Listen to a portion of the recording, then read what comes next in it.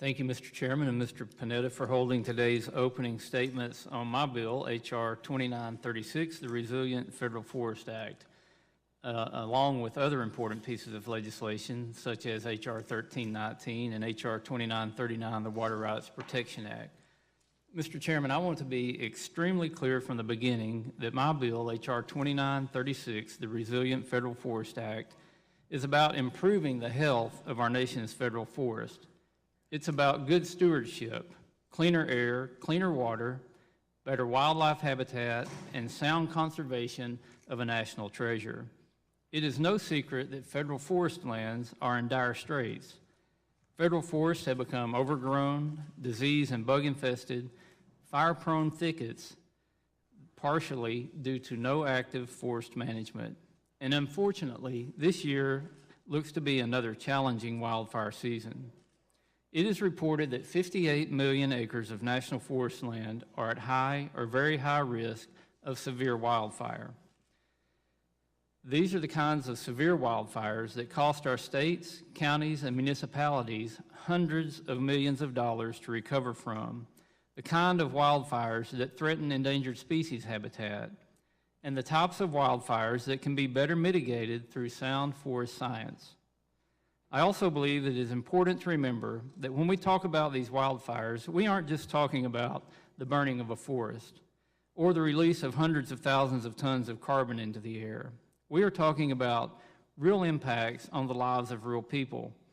Just today, my staff assistant told me about how when she was young and growing up in the Simi Valley of California, she remembered how choked with smoke the sky was and how the hills surrounding their home were ablaze. She specifically remembers her mother saying, "Don't worry, we live in the middle of town. Everything around us would have to burn before the fire reached our home." As a parent, I cannot imagine having to comfort my kids in a condition like that. But due to our lack of forestry management, too many parents are facing similar situations.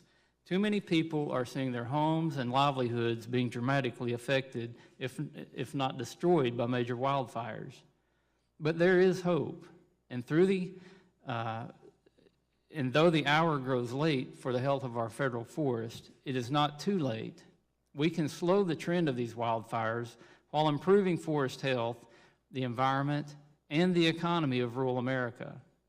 We can pass a nonpartisan piece of legislation out of this committee that will better allow the Forest Service and the BLM to utilize tools to immediately reduce the threat of catastrophic wildfire, insect and disease infestation, and damage to state, municipal, and personal property. Not only can we reduce the threats previously mentioned, we can do it in a way that benefits rural economies, conservation groups, sportsmen's groups, even those families that wish to build homes.